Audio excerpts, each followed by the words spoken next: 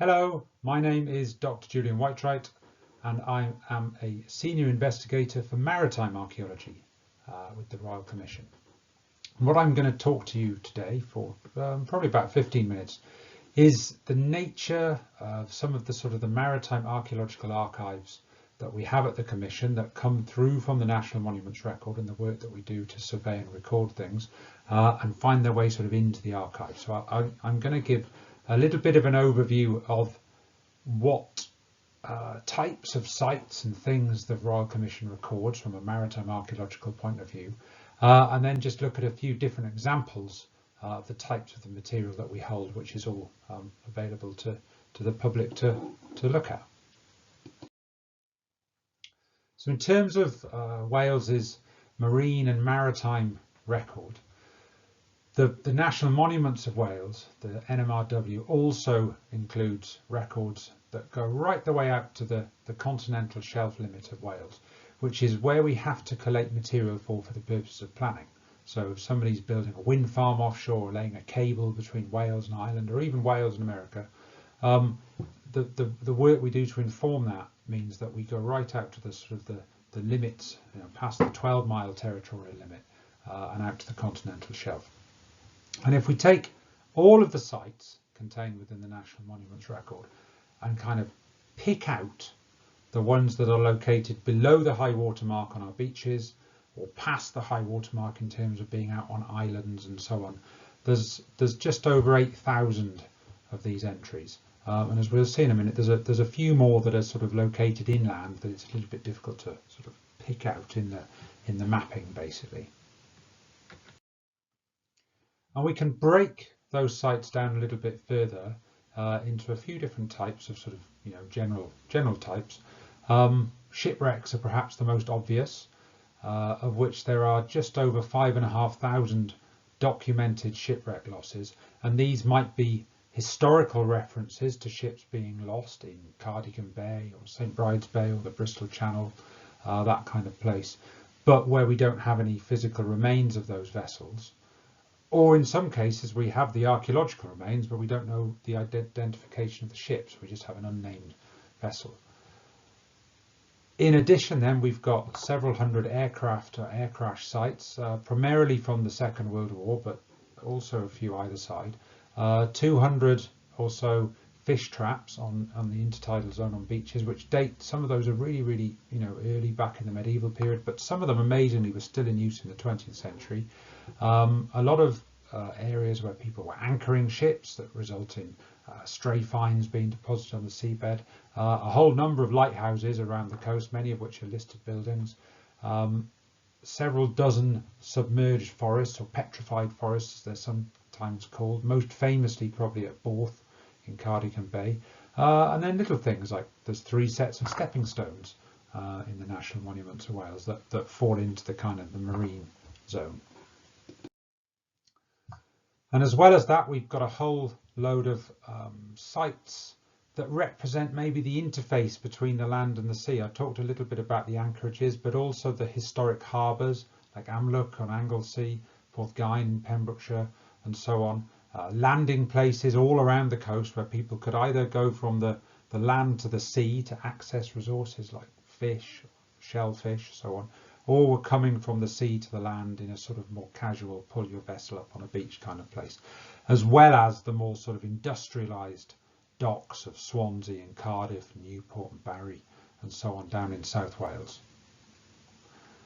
And all of these sites, both on this slide and the previous one, are free to search through the Cofnodi system, which you can just go onto the website there and search away, either by an individual site. If you have the name of a site, you can type that in, or you could type in, for example, all of the schooners and get all of the schooner shipwrecks that there might be.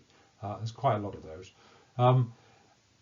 As well as that, the material that is in digital format, and we have an ongoing program to digitize photos and plans and that kind of thing as time allows, are available through the companion site for digital images.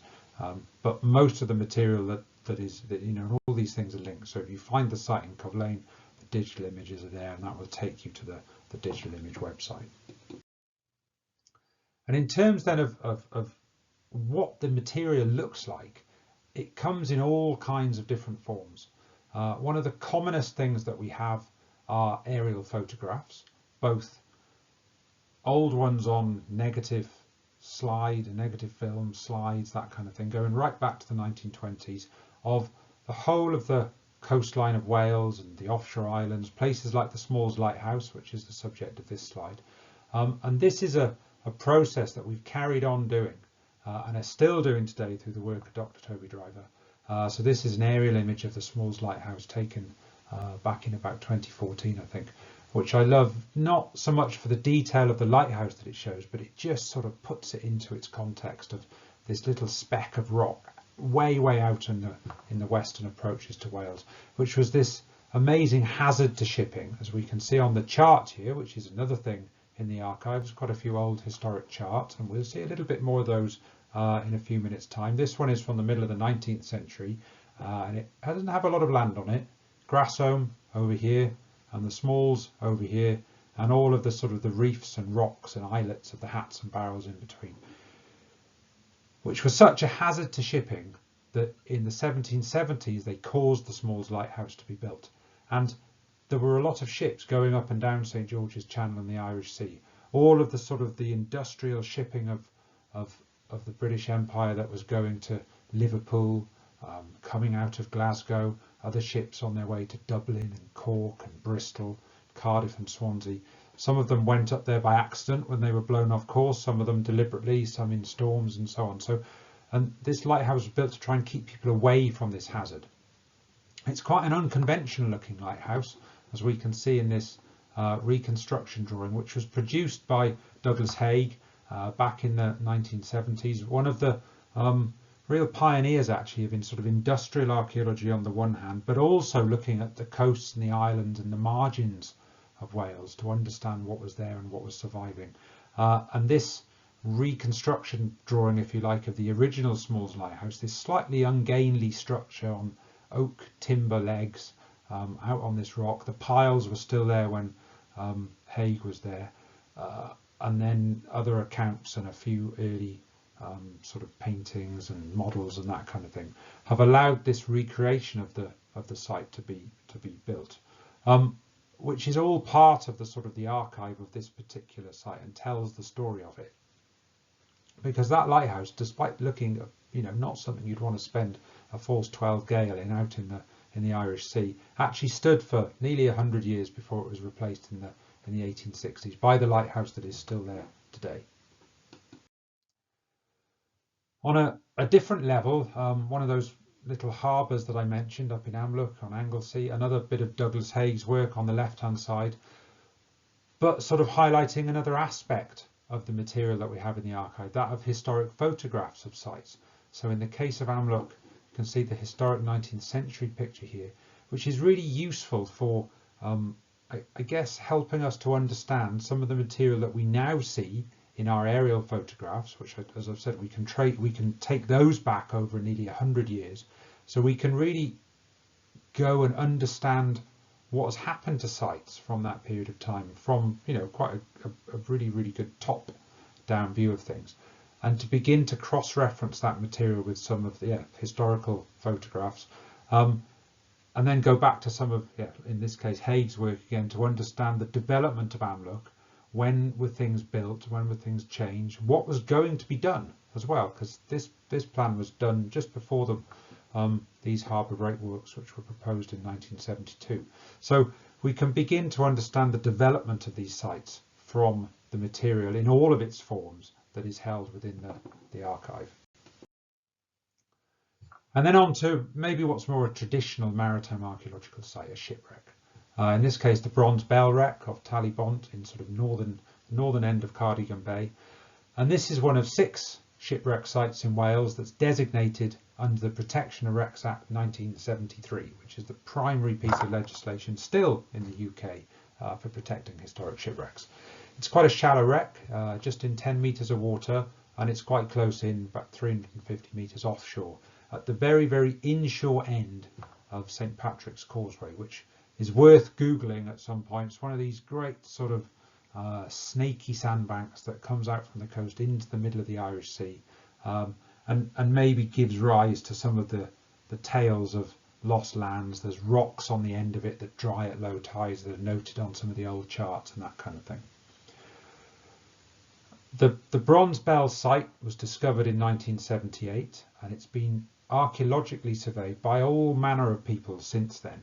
So the archive is quite long-lived for it, but is also quite varied in terms of where it's come from. And indeed, some of it is not with us, it's in other places, but it's the original Sub-Aqua Club, the group they set up, various people who were doing work under the Protection of Wrecks Act, Wessex Archaeology, Cotswolds Archaeology, and then most recently MSDS Marine working on behalf of the Cherish Project, which is organised by the Royal Commission. And the site itself is the archaeological remains of quite a big armed merchant ship which was carrying around 60 odd tons of Carrara marble in beautifully dressed marble blocks. Our archive of this site consists of sort of what you might expect in an archive, boxes of papers, plans, notes, letters from people saying, well, we're going to do this and have you done this yet, and charts to set out the original designation areas, that kind of stuff. Lots of material relating to the work commissioned by firstly the Department of Transport, who used to have responsibility for historic wreck sites in the UK and the Archaeological Diving Unit, and then latterly CADW through Wessex Archaeology and Cotswolds Archaeology, which creates a photographic archive in terms of film and negative material, but then also increasingly digital photos and videos, then the wider sort of scale material in terms of bathymetric surveys and sonar scans of the site, and then right up to the modern day in the work that has been done in 2021, photogrammetric surveys where divers are taking photographs and meshing those together in some really quite amazing computer software to create a 3D model of the site that they can then sort of work back through time to work out what's there, if anything's moved, and so on. And it also allows us to bring in some of the related historical material. I talked a little bit about these old charts that are available for study. So to take you through some of those things, so one of the things we have in the archive, this is the last major piece of work that was done on the site back in 2006 by Wessex Archaeology, soon to be updated by the MSDS Marine work. And this is the original site plan that was produced right back in 1981 of the site, showing cannons, anchors, a pile of marble blocks, and to get an idea of the sort of the size of the site in these sort of 10-metre squares here. Then in 2006, Wessex did a series of work on the site where at this point in time the technology allowed divers to be tracked with acoustic beacons to mark them and to get a more accurate plan of what was where and which way was it facing and what did it look like through the photographic material to really sort of certainly enhance our understanding of the site, and to deploy techniques like photomosaicing, which is what you can see here in this area, which essentially is taking a bit like aerial photos but underwater and then mapping those together afterwards to create an overview of the site and to be able to sort of record things without recourse to lots and lots of measuring tapes all over the place. And then finally, bang up to date in 2021, this is a set of material that will be entering the archive in the near future from the work done by MSDS Marine, commissioned by the Cherish Project, which took the existing, also Cherish commissioned bathymetry survey of the site, and then on top of that worked in this photogrammetric survey, which has the ability to become super detailed down to sort of millimetric accuracy of the marble blocks and the cannons, and we're able to do several things, but primarily to plot what we really genuinely now know is there against what people had recorded before. And part of this is to understand if there's been any impact on the site through climate change and increases in storminess. And thankfully, actually, everything seems to all be there. You know, that was there in 1981 is still there now. I think some of the positions of things have swiveled around, not because the sea has moved them around, but just because the way of recording things is much better today. I really love this diagram, this plan, which is all of the individual diving that was done on the site across the 4 days of work. So it's possible to say with huge accuracy, you know, this person was here at this point in time doing this. So the archive of material that we have really allows us to interrogate the archaeological work that was done on the site and understand what's happened in the past, which is a critical element of interpreting these sites. If you don't know what work people have done on them, it's very difficult sometimes to understand the archaeological record that has been produced. And it's one of the reasons why this type of work is so helpful. And then finally we have the 2021 site plan, which in many ways will be the sort of the baseline of the site for the many decades probably, and it will be the thing that we can now come back to and compare our understanding and our knowledge of the site. And then finally, I mentioned historical material. This is a chart that was made in 1740 by a Welsh cartographer called Lewis Morris, who undertook at the time a really quite detailed and revolutionary survey of the Welsh coast in terms of going out and doing it on spec, if you like, and then sort of selling the material afterwards to people like the Admiralty. And he marked on this chart at the very foot of Sarn Badrig, St Patrick's Causeway, an X, because all the best maps have an X for a shipwreck. Here the wreck of a Genoese ship of about 700 tons lies, lost 1709, laden with marble, paper, etc. All the material that's come off the bronze bell points to this kind of date, but was it late 16th century, 17th century, early 18th century, and so on. But the chances of two ships with the same material on them being lost in the same place are so slim that almost certainly this has to be the remains of the bronze bell site. So we're able to put together the historical material, the archaeological material, and so on, all in one place.